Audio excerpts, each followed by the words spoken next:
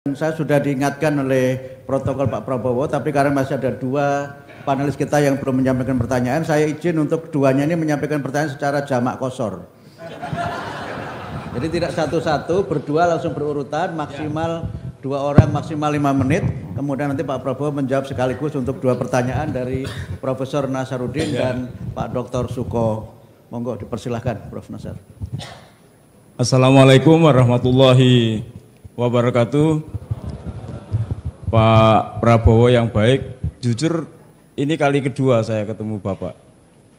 Saya lihat energinya luar biasa. Bapak, ini karena waktunya pendek, saya barangkali hanya mengingatkan satu hal.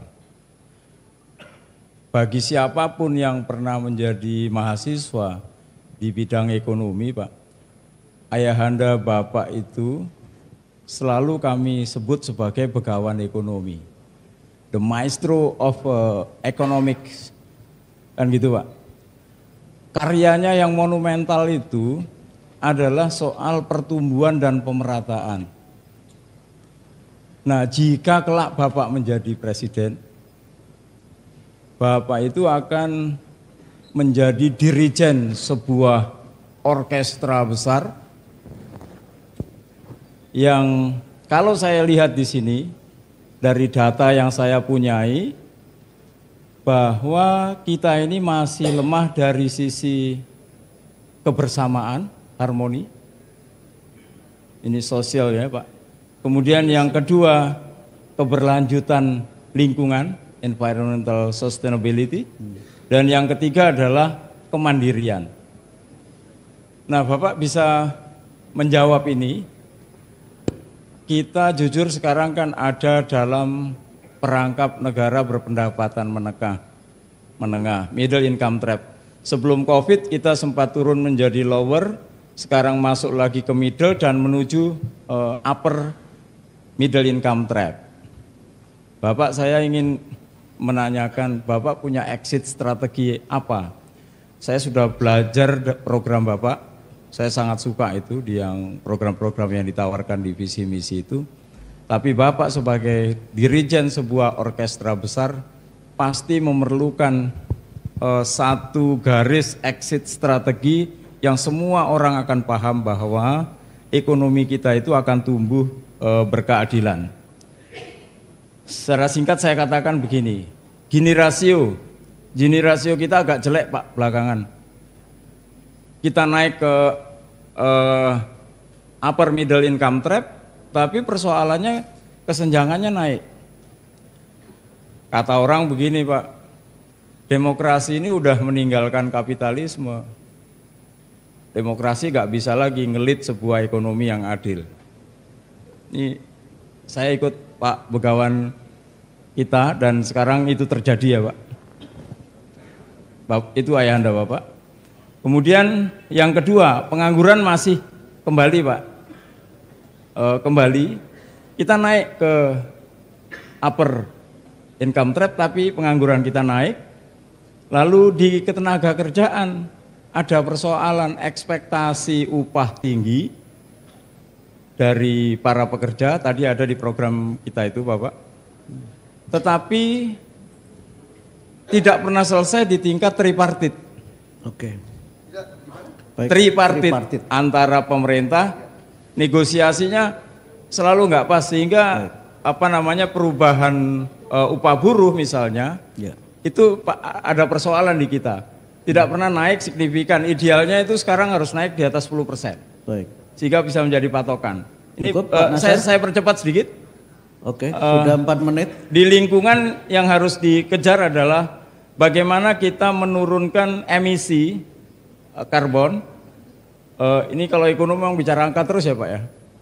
Jadi emisi karbon itu harus berubah dari 1.240 metric ton CO2 ekuivalen sekarang.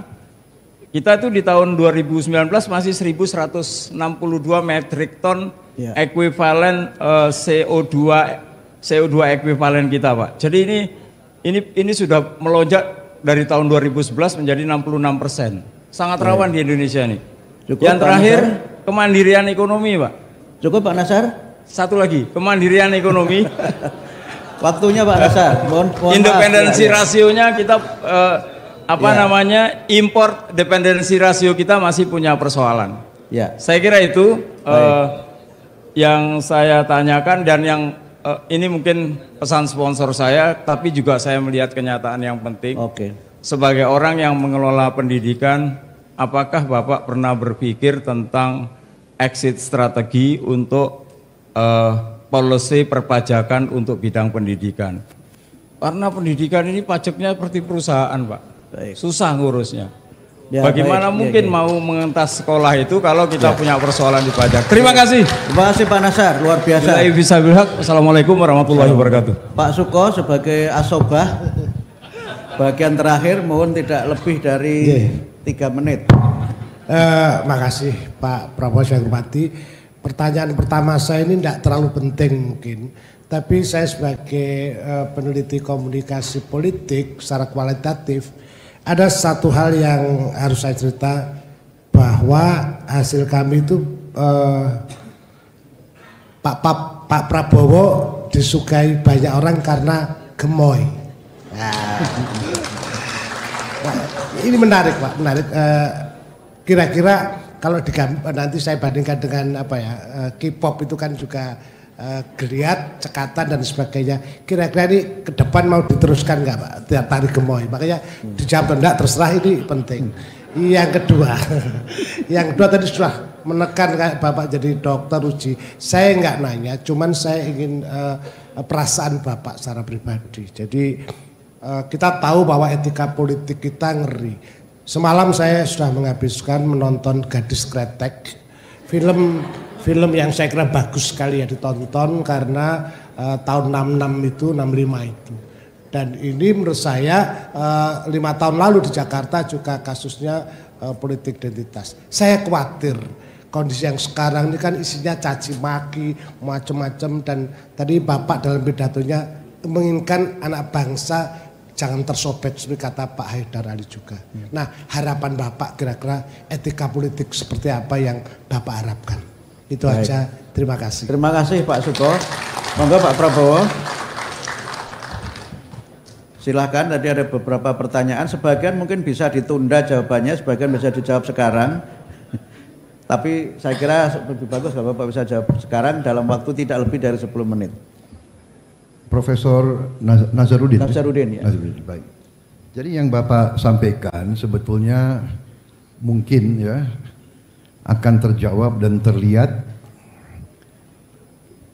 kalau tadi saya diberi waktu paparan saya agak lebih, tapi tidak ada masalah, ada bukunya. Tapi intinya yang ingin saya sampaikan adalah justru strategi kami ingin untuk menegakkan dan menghasilkan pemerataan, dan kami ingin untuk pemerataan dan kita ingin juga mendorong kemandirian, berdiri di atas kaki kita sendiri dengan hilirisasi 21 komoditas strategis. Padahal kita masih ada bahan-bahan lain yang lebih strategis yang belum kita verifikasi, belum kita hitung, belum kita hitung secara matematik. Kita punya apa yang disebut rare earth, tanah langka. Rare earth, mineral langka. Di dunia ini ada 34 elemen langka. Kalau tidak salah Indonesia punya 16 atau 17. Thorium itu sama dengan uranium. Thorium bisa jadi bahan untuk kekuatan nuklir. Saya diberitahu para pakar, ya, saya hitungannya 1 genggam thorium itu bisa memberi listrik 1 provinsi untuk sekian bulan. Bayangkan.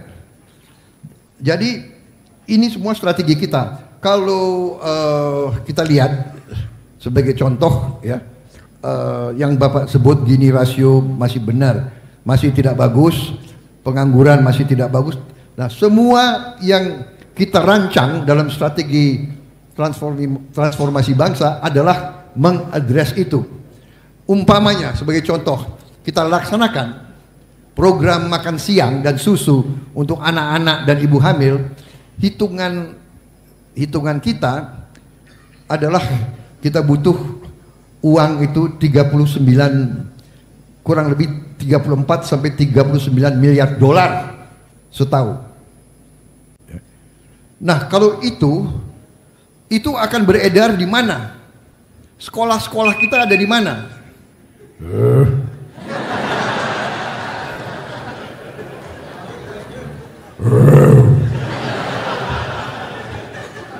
Kalau harimau kan, tapi enggak, saya tahu disiplin, saya patuh, saya terserah pimpinan. Kalau pimpinan suruh terus, saya terus. Kalau suruh berhenti, berhenti. 5 menit, Pak. 5 menit? Iya. Baik. Jadi kalau 30 miliar dolar, 34 miliar dolar itu beredar di mana? Sekolah kita di desa, di kecamatan, di kabupaten. Ya, makan siang butuh telur, butuh susu. Ya, peternak sapi hidup, peternak telur hidup, yang punya kolam ikan hidup, yang jualan timun, jualan buah, jualan sayur hidup, jualan singkong hidup, jualan jagung hidup. Ekonomi kita akan bangkit. Kita sudah hitung dari makan siang saja, pakar saya sudah menghitung tambahan pertumbuhan akan ada di kisaran 2,5%. Sumbangan makan siang program ini terhadap pertumbuhan PDB kita 2,5%, Prof. Jadi kalau sekarang 5%, target kita 7,5% pasti tercapai. Hanya dengan makan siang ini. Kita sudah hitung berapa ribu dapur, berapa juta orang kerja. Ini semua hitungannya ada, ya. Jadi saya yakin gini rasio akan membaik, pengangguran akan membaik, kemudian kemiskinan akan menurun, ya. Nah, masalah lingkungan hidup tadi saya sudah katakan, kita kedatangan pakar dari Brasil yang mengatakan kita kebutuhan diesel, kebutuhan solar kita 100% bisa dari tanaman, 100% bisa dari kelapa sawit. Kita sudah pernah 100%. Kita sudah menghasilkan B100 beberapa tahun yang lalu. Coba ditayangkan itu slide. B100 sudah pernah ditayangkan. Ini sudah ditayangkan. Kita sudah bikin B100, ya. Tapi akhirnya diturunkan, mungkin ada lobby-lobby, sekarang B30 atau B40. Kita bisa bikin B100. Berarti lingkungan hidup tidak akan mencemarkan. Kita mungkin satu-satunya negara di dunia. Kemudian untuk bensin 100% bisa dari tebu. 100% bisa dari tebu. Jadi saudara-saudara sekalian, ya, lapangan kerja, lingkungan hidup, polusi, negara kita mungkin nanti negara yang paling bersih alamnya di dunia ini, saudara-saudara sekalian, ya. Saya kira Profesor Nasruddin, kita bisa keluar dari middle income trap dan kita bisa nanti merubah sehingga pemerataan akan lebih adil. Kemudian masalah pajak, saya sangat setuju. Saya akan tugaskan pakar saya menghitung, tapi pajak untuk pendidikan harus serendah-rendahnya.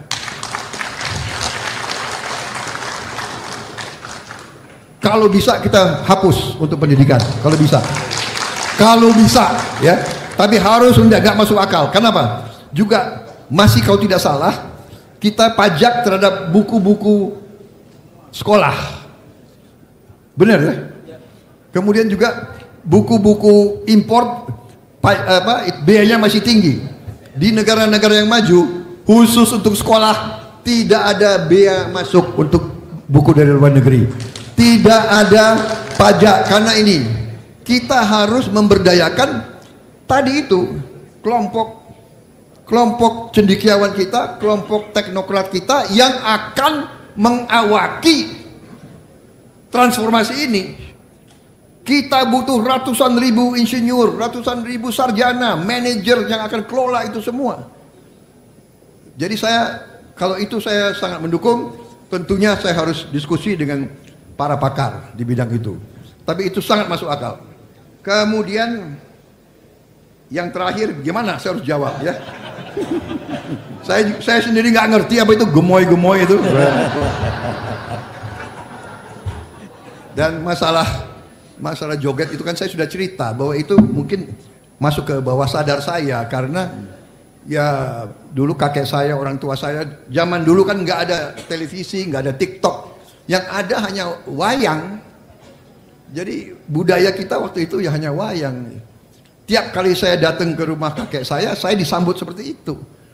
Jadi mungkin di bawah sadar saya kalau saya ada berita gembira, ya saya juga begitu. Jadi ya gimana? Baik, terima kasih. Saya kira demikian. Baik, terima kasih Pak Prabowo. Pak Profesor. Download Tribun X sekarang. Menghadirkan lokal menjadi Indonesia.